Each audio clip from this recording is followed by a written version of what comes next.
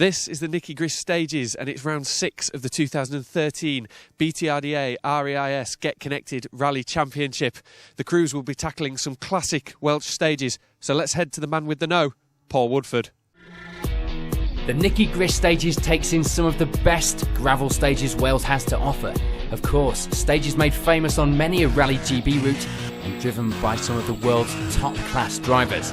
And this weekend is the turn of the UK's best in the RAIS Get Connected BTRDA Rally Championship.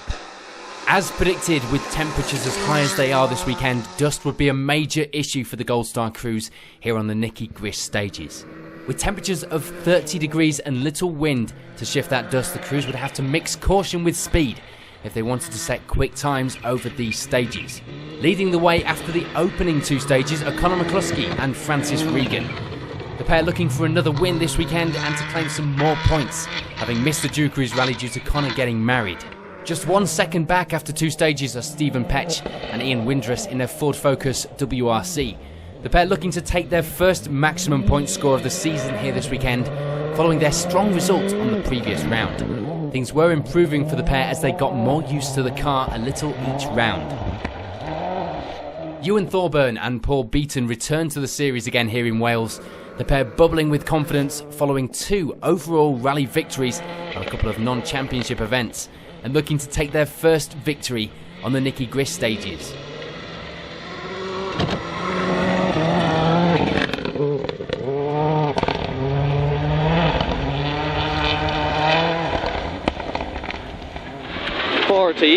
Six right minus, 5 left, well done. Into 5 right minus, opens 40, 4 left in, 150. Left, tightens to early 5 plus in, 40, turn 3 left. Left tightens to 5 plus and turn 3 left here. And short 3 left plus, 40, 3 right in, and late 2 left plus. Into long, 4 right minus. Well done. And 5 right plus in, 40, short, 5 left in, 80,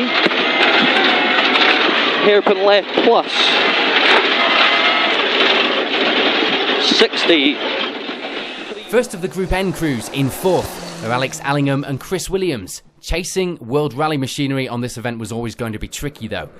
The pair's closest rival, Tom Norton, having to pull out of the rally due to falling down the stairs at home and injuring himself. The special stage team wish him a speedy recovery.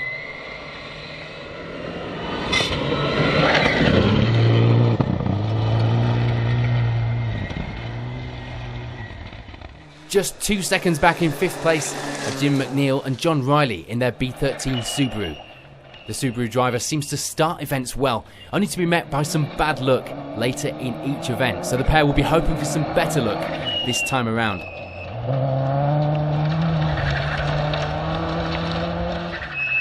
Charlie Payne and Carl Williamson sit in 6th place.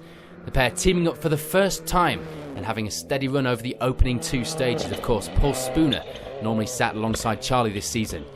These stages can and have claimed some big names in their time, and in conditions like these, a cautious approach was a well-calculated move by this pair.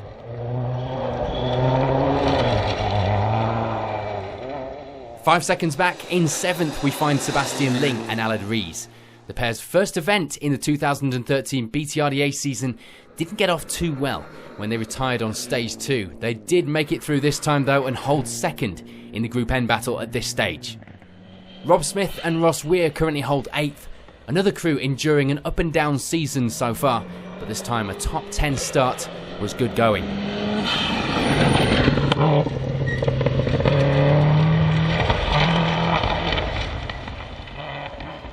Just 3 seconds back are Pete Elkins and Andrew Joel in their Focus WRC, still getting used to the gravel again in their first season in this car. And completing our top 10 is the Super 2000 Proton of Ollie Mellors and Craig Parry. The pair hoping for a strong result on Ollie's first visit to these stages.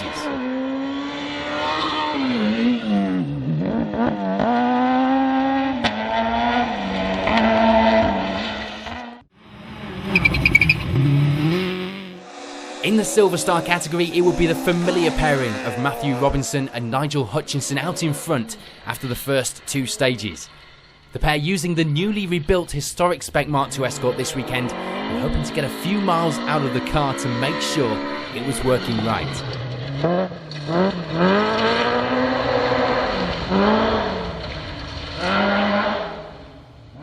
Cameron Davies and Michael Gilby hold a very credible second at this early stage, the young driver competing on his local event here and of course looking for a strong result.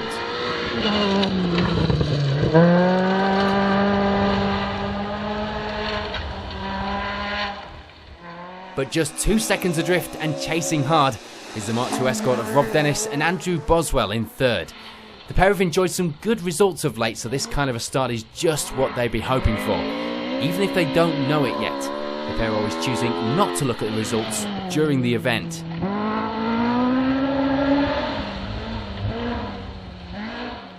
David Poyser and John Orme set some good times through the opening stages to take 4th at this early stage of the rally. The best start of the season so far for the pair, and one they can hopefully keep further into the event.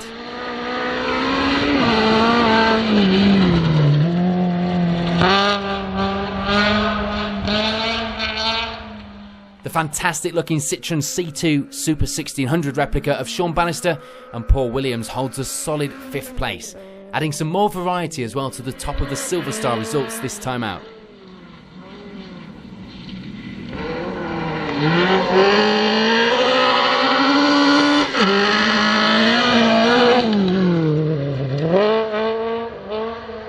Rex Ireland and Adrian Scadding lie in 6th place and are 2nd of our historic crews this weekend in that Escort.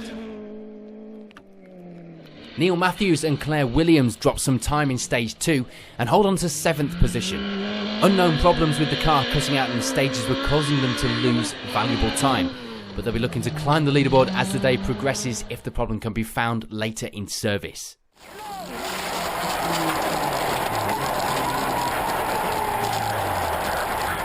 It's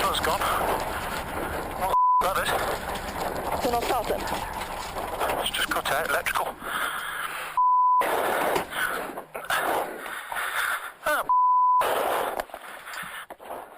In 8th place is Damien Thomas and David Rook, just 4 seconds adrift of the Nova in front in that Peugeot. But keeping them honest, in 9th place are John O'Gorman and Scott Dance in the BMW 325. And completing our top 10 are Robert Smith and Jonathan Boucard, the majority of the crews being separated by just a handful of seconds, and the second half of our top 10 is no different.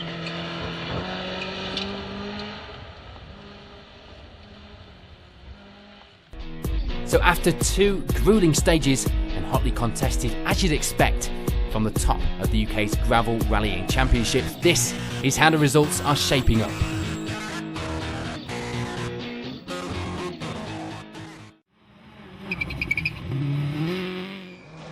Moving back to the Gold Star contenders now, and we lose our rally leaders Conor McCluskey and Francis Regan halfway through stage 4. The car's throttle sticks on coming into a left-hand bend, and unable to slow down in time, the pair slide off the road and roll the car. Conor, obviously not the way you'd have wanted the rally to end. Talk us through what happened.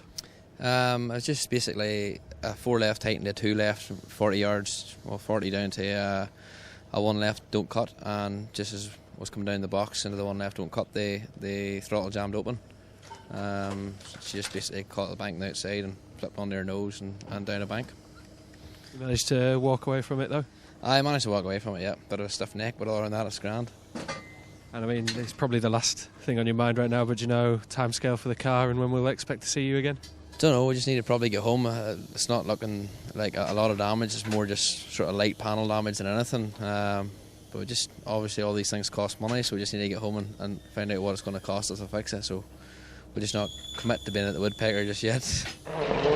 So with McCluskey's demise, Ewan Thorburn and Paul Beaton now take the number 1 spot in the rally. They are, however, lucky to be there themselves when they have this spin going across the finish line in stage 3. Cosmetic damage aside, the pair are able to continue and carry on through stage 4 and into service with a 32-second lead.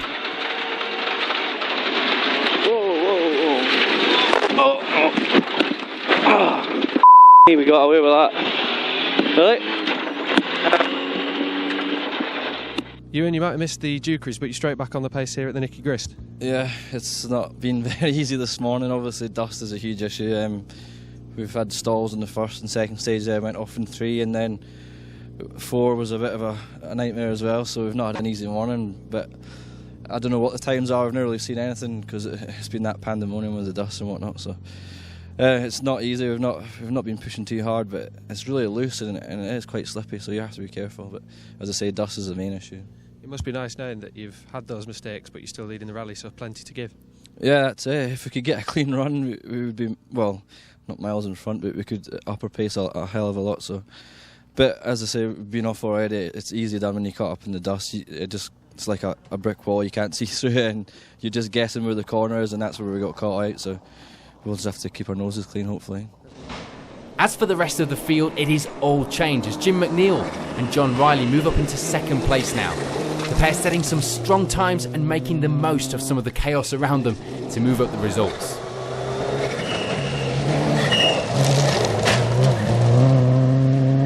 Jim, Ewan's 33 seconds ahead, but take him out of the equation, there's a hell of a battle going on throughout the field. Yeah, there is, yeah. I think it's pretty close. Near the top there, there's only 3 seconds here and there in it, isn't there? So, yeah, it's all to play for, isn't it? How are you finding the stages so far? The first 2 weren't very good at all. Didn't really enjoy them too much. There's a lot of dust and very marbly and what have you. You couldn't get any sort of a rhythm going. But halfway in Route 60 there, they were a lot better. Enjoyed them a lot more. So hopefully we can continue a bit better this afternoon and get a bit less dust. But are you happy that if you get that less dust, you can kick on and push a bit harder? I would have said so, yeah, because I wasn't really expecting to be where we are after the couple of stages in the morning. So. Yeah, hopefully if it dust buggers off a bit, then yeah, should be able to kick on a bit better.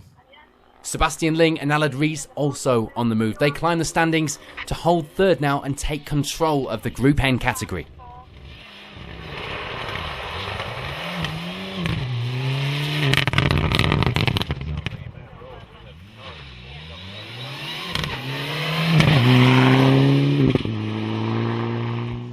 Seb, absolutely flying after 4 stages. Yeah, I'm happy enough, but we've had a few problems with the dust, but I'm sure everybody else has as well.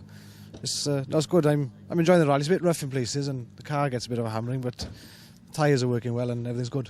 People are saying they're quick stages, but unfortunately they're dusty, and if you go offline, they are quite slippery. So, is it a question of just how committed people are being through that dust and on those slippery bits? I think it's how brave you can be through the dust. I think because.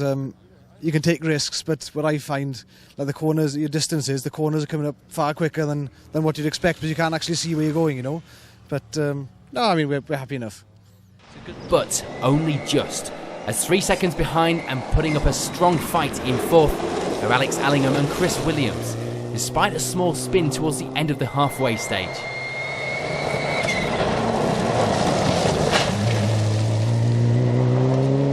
Alex, dusty stages and some very tight rallying. Yeah, we're struggling a little bit with vision with the dust. Obviously, it's hanging in some of the tighter corners, but we're having a good rally, enjoying it. We had a bit of a spin on the 3rd stage. We lost about 9 seconds to Sebastian Ling, so we're now 3 seconds behind him for the Group N lead, up to 4th overall. But yeah, we're enjoying it. Not had any problems up to now. I think a look through the results shows about 10 seconds separating 3rd down to 6th, so there's going to be a lot of pushing done by a lot of drivers over these next stages. There is, and with only seconds between us, like we're only 3 off Ling, and Ling's only 3 off McNeil, so again, it's very close. Everybody's got everything to play for at the minute. Is there speed to be found by just being that bit more committed through the dust? That's what everyone seems to be saying. Yeah, I think it's a case of trusting your co-driver and listening to what he says. And also trying to drive as neat as possible, because if you get slightly off the line, it is very slippy. Stephen Petch and Ian Windress have a disastrous run through stage 3 as they suffer with a double puncture, dropping them to 11th. Fortunately, they are able to fit new tyres in emergency service after the stage and set the fastest time in stage 4, moving up 6 places to 5th. Stephen, you sat in 5th, but there's not much between yourself, Seb Ling, Alex Allingham, the rest of the guys up there.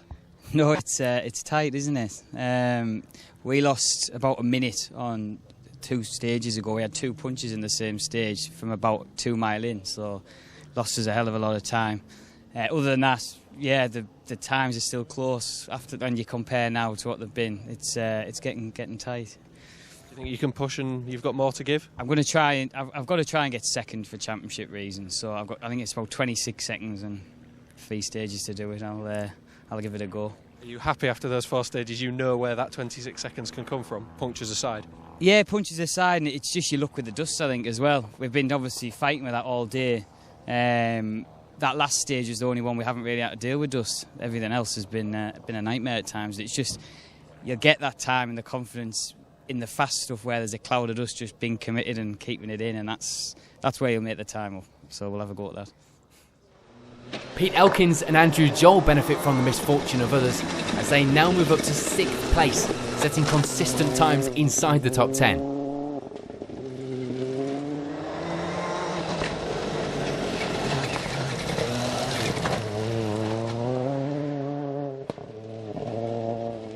Charlie Payne and Carl Williamson also suffer with a puncture in stage 3 on their Focus World Rally car, and they drop down to 7th overall on our leaderboard.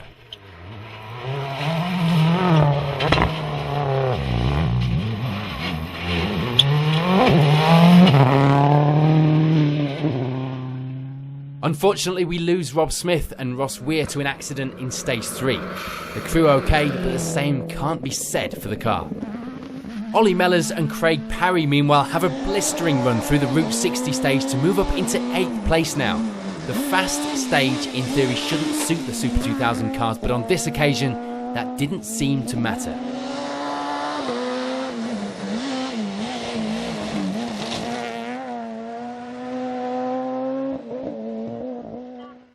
Following a cautious start on the opening 2 stages, Luke Francis and John Roberts now move into our top 10 in 9th place, taking 3rd in Group N.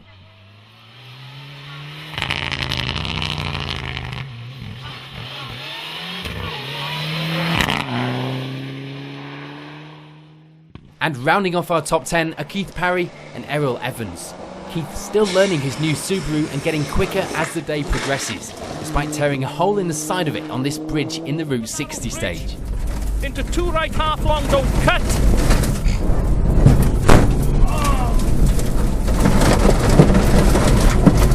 80, small crest, flat 5 right, 40, fast 2 left long, don't cut, rocks inside, don't cut, rocks inside, and flat 4 left long, don't cut, rock inside, 100,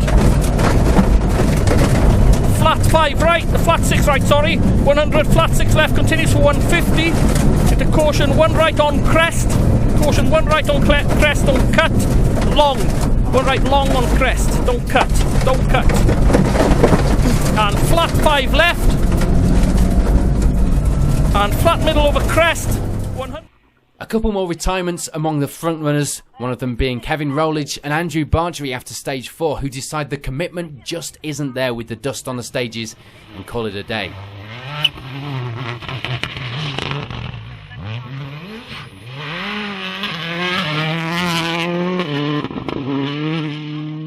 Simon Rogers and Andrew Sankey also retire in stage 4 when the engine blows on their Mitsubishi.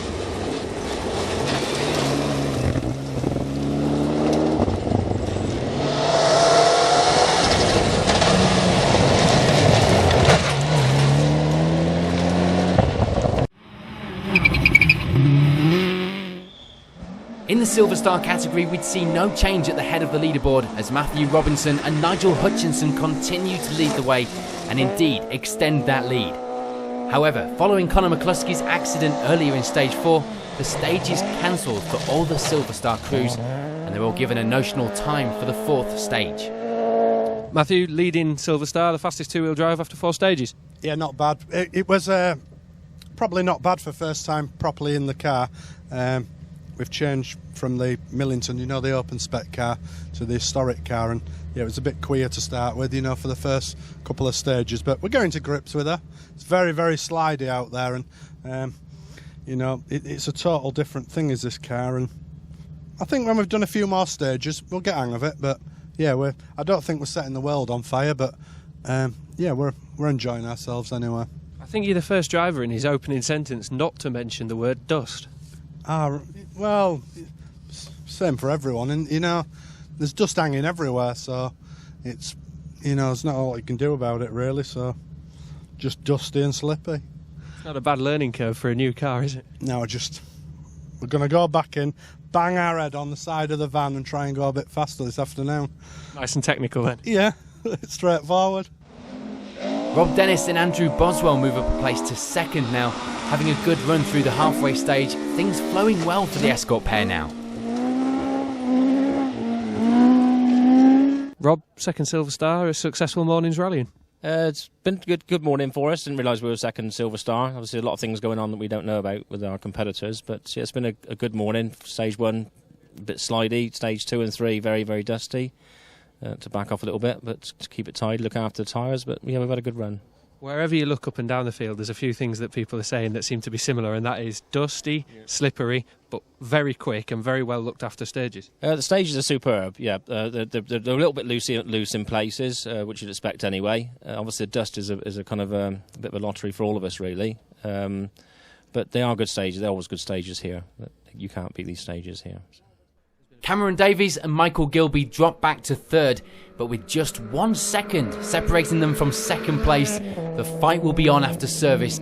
Cameron, third Silver Star, you must be happy with how your morning's rallying's gone. Yeah, it's gone really good. It's a bit dusty the stages. We got caught in a bit of dust on, I think, stage 2, where we couldn't see for a while and straight, but it was all right.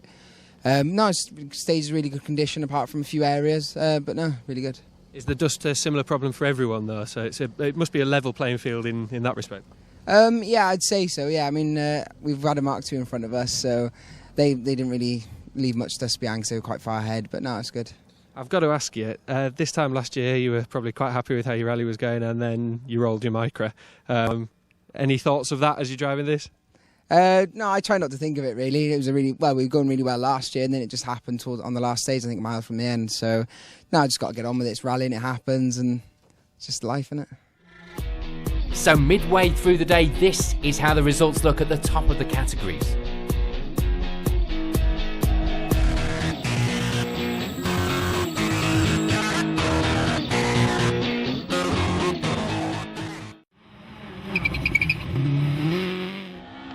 With just 3 more stages remaining, things would change a little before the finish, and this is how our Silver Star top 10 looks.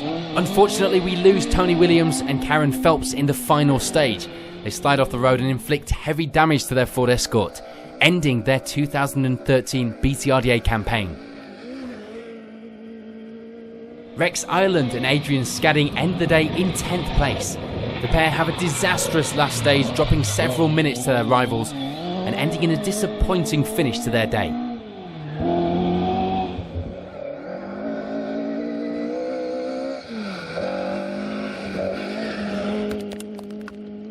John Baker and Sayan John, meanwhile, also leave Biltwells disheartened as the steering rack on their Ford Escort breaks on the final stage.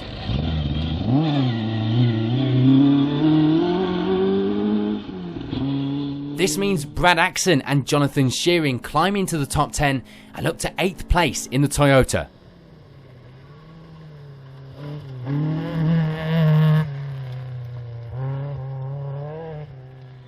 Damien Thomas and David Rook finish on exactly the same time as the Corolla pair to take away points for 8th and 3rd in B10.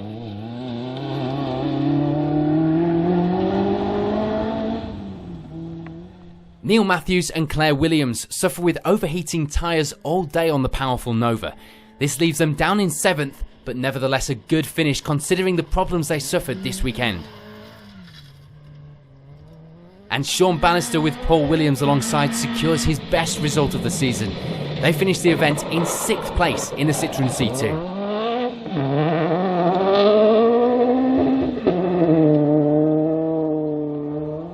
Another crew to secure their best points finish in 5th are David Poyser and John Orme.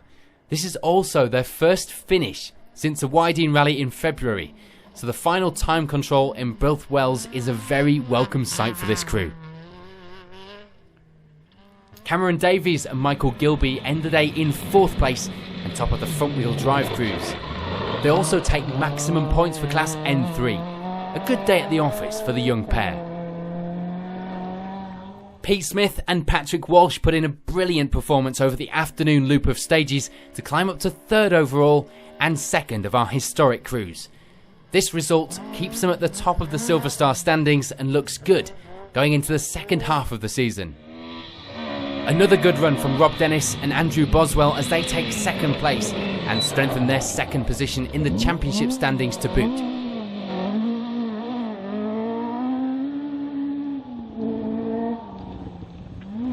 But taking only their 2nd maximum point score of the season so far are Matthew Robinson and Nigel Hutchinson. A faultless drive all day once more from the pair, and proving that Matthew could be quick in the historic car too.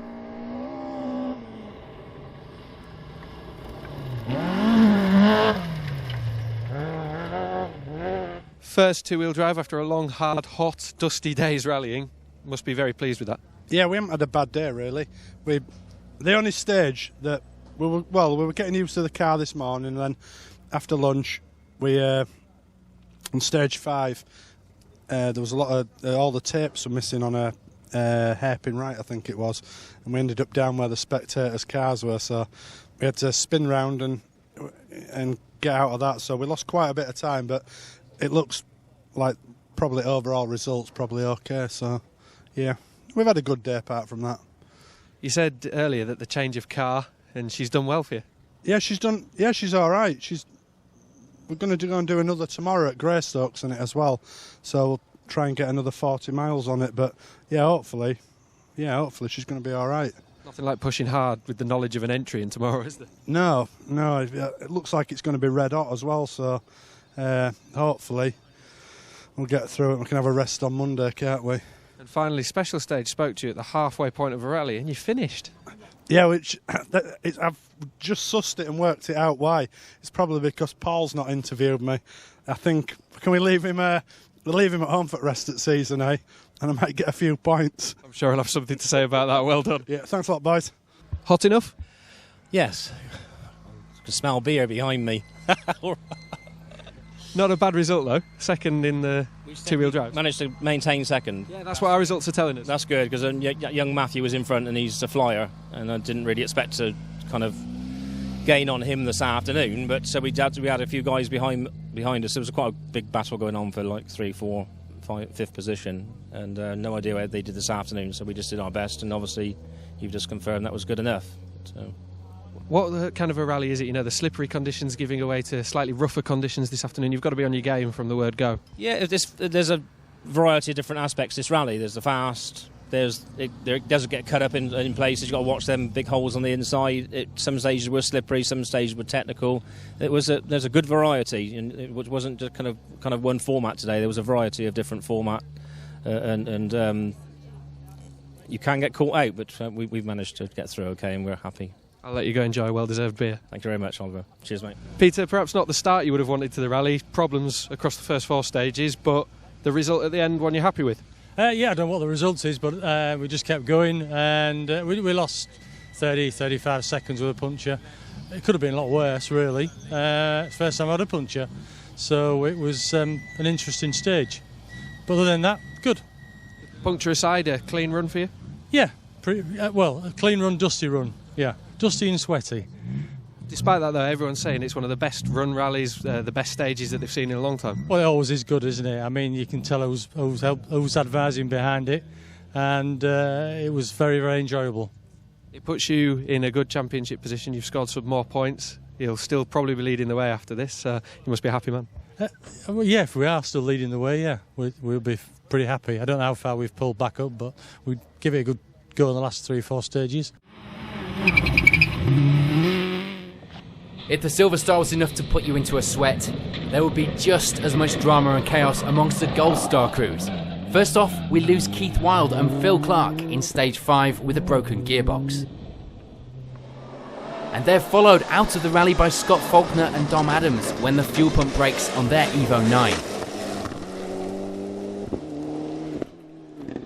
So this is how our final leaderboard looks, and in 10th place we have Luke Francis and John Roberts, the pair not having the best of days, but they take away points for 3rd in Group N.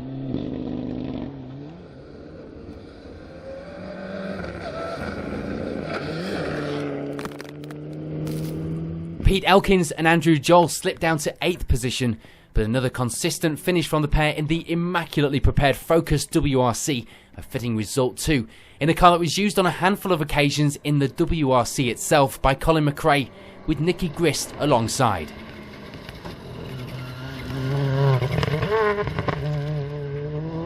Finishing on the same time as the Focus pair are Ollie Mellors and Craig Parry in the screaming Proton Super 2000. Another great finish for the youngster, steadily growing with confidence and getting progressively quicker on unfamiliar stages.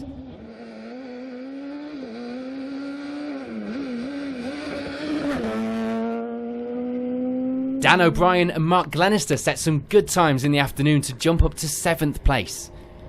This youngster returning to the series, having not been out since the Malcolm Wilson rally in March. This car, another used by Nicky Grist in the World Rally Championship, albeit only once.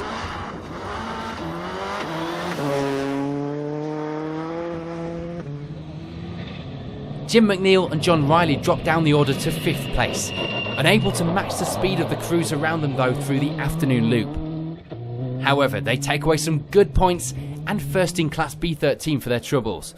Certainly a good result considering the up and down season enjoyed, or not, so far. Stephen Petch and Ian Windrus finish on the same time as the Subaru pair. The SGP Motorsport Run Focus pair unable to climb further up the leaderboard after their double puncture earlier in the day. Nevertheless, another finish with some good and valuable points for the championship, and of course, some valuable seat time too for the pair. Alex Allingham and Chris Williams finish a credible 4th overall and 2nd in the Group N class, missing out on the class victory by just 2 seconds at the end of a tough event.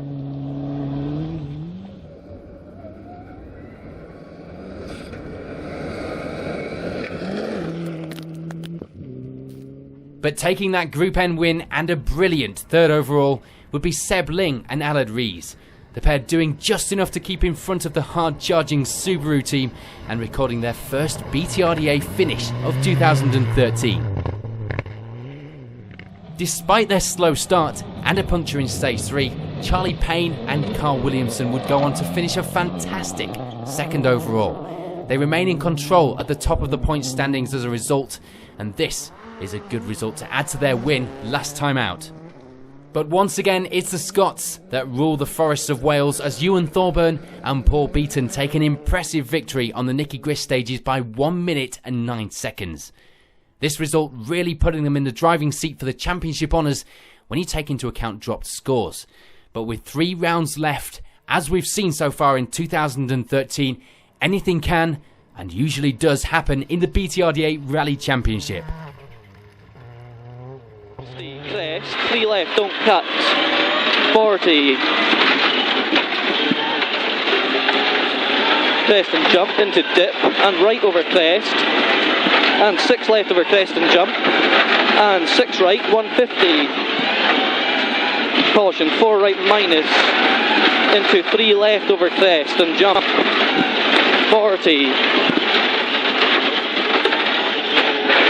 6 right over crest, 60, crest and jump, 40, 2 left plus, don't cut.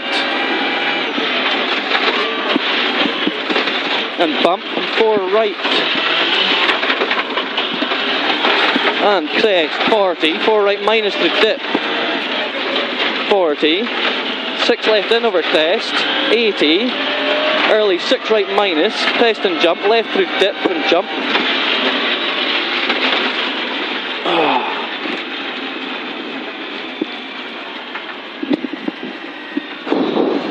No, well done. Hard work that, like. So at the end of a gruelling, hot and dusty Nicky Grist stages, here's a reminder of the top of the results.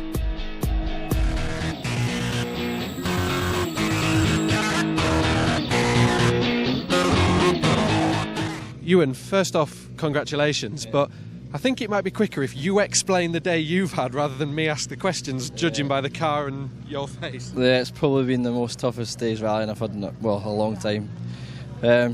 Stalled on the first 2 stages, went off in 3, had clutch problems after that, and then luckily we ran first on the road for this afternoon stages, but then the oil pressure dropped and the fuel pressure dropped and the water temperature went through the roof, so we had to drive the last 3 stages in road mode, no anti-lag or whatever. So it's not been easy, but thankfully we've made it. The car kept cutting out just after the last stage on the way down here, so we were lucky to get here. So obviously delighted to get the win though. It's been a bit of a war of attrition, but I guess you have to finish first you have to finish is the old thing, and it's come true today. Yeah, that's it. I know the boys done a great job because I had a bit of work to do in service there, so yeah, the car's held together thankfully, but it needs a good going through now because it's had a hard day. But yeah, the stages have been great. Obviously the dust caused a bit of an issue for a lot of people, so it maybe spoiled it a little bit, but yeah, it's been great. Charlie, perhaps not the result you wanted on the day, but a great result in terms of the championship. Yeah, it was a good result really for us because we had that puncture on the second stage and we dropped down to about 7th or 8th, I think it was. And we calculated that we'd probably catch 1 or 2 other guys if we had a really good push. So we did do, but we knew we wouldn't catch Ewan, so he was away. But yeah, it worked out okay. In terms of the car, there's a few bits and bobs here and there that we can see over it that maybe need patching up before the next round, but other than that, okay?